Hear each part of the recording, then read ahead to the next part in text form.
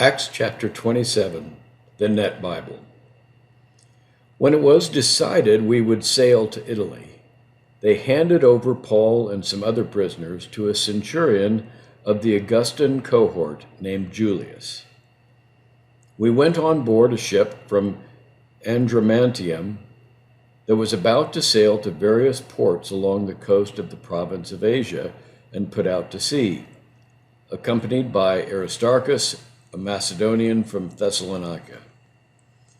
The next day we put in at Sidon, and Julius, treating Paul kindly, allowed him to go to his friends so they could provide him with what he needed. From there we put out to sea and sailed under the lee of Cyprus because the winds were against us.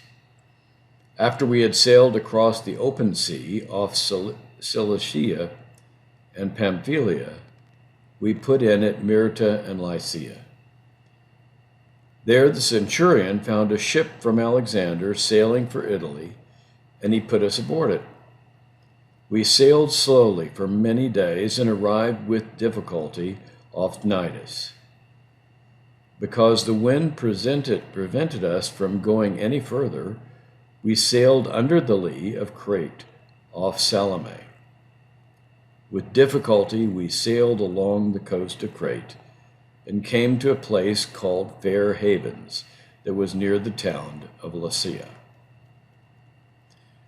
Since considerable time had passed and the voyage was now dangerous because the fast was already over, Paul advised them, "Men, I can see the voyage is going to end in disaster and great loss not only of the cargo and the ship, but also of our lives." But the centurion was more convinced by the captain and the ship's owner than by what Paul said. Because the harbor was not suitable to spend the winter in, the majority decided to put out to sea from there. They hoped that somehow they could reach Phoenix, a harbor of Crete facing southwest and northwest, and spend the winter there. When a gentle south wind sprang up, they thought they could carry out their purpose. So they weighed anchor and sailed close along the coast of Crete. Not long after this, a hurricane-force wind, called the northeaster, blew down from the island.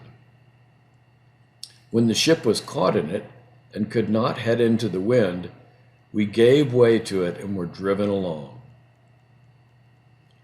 As we ran under the lee of a small island called Cauda, we were able with difficulty to get the ship's boat under control. After the crew had hoisted it aboard, they used supports to undergird the ship. Fearing they would run aground on the Syrtis, they lowered the sea anchor, thus letting themselves be driven along. The next day, because we were violently battered by the storm, they began throwing the cargo overboard. And on the third day, they threw the ship's gear overboard with their own hands.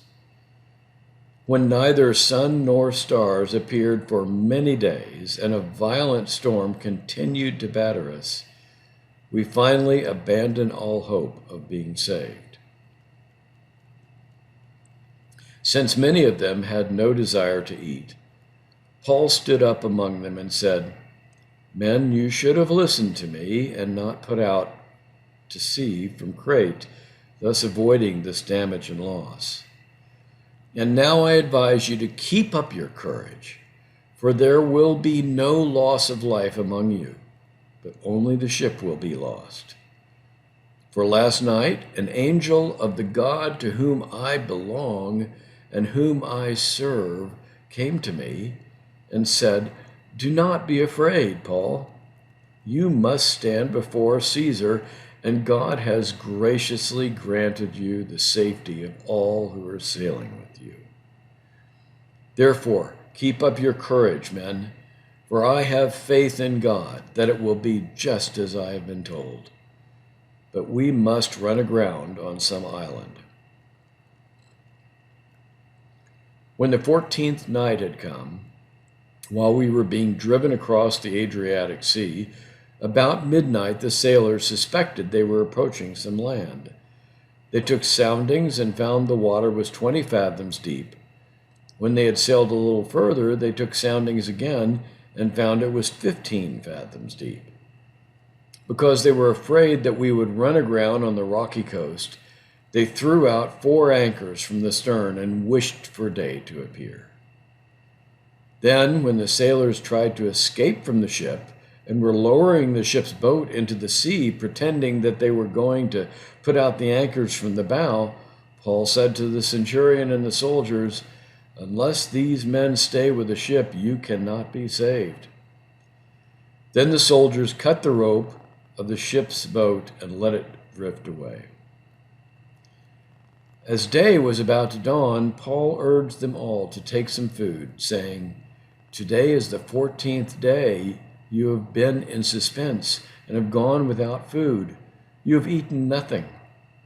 Therefore, I urge you to take some food, for this is important for your survival. For not one of you will lose a hair from his head." After he said this, Paul took bread and gave thanks to God in front of them all, broke it, and began to eat. So all of them were encouraged and took food themselves. We were in all 276 persons on the ship. When they had eaten enough to be satisfied, they lightened the ship by throwing the wheat into the sea.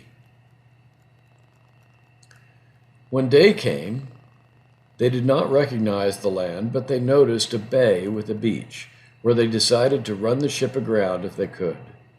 So they slipped the anchors and left them in the sea, at the same time loosening the linkage that bound the steering oars together. Then they hoisted the foresail to the wind and steered toward the beach. But they encountered a patch of cross currents and ran the ship aground. The bow stuck fast, could not be moved, but the stern was being broken up by the force of the waves.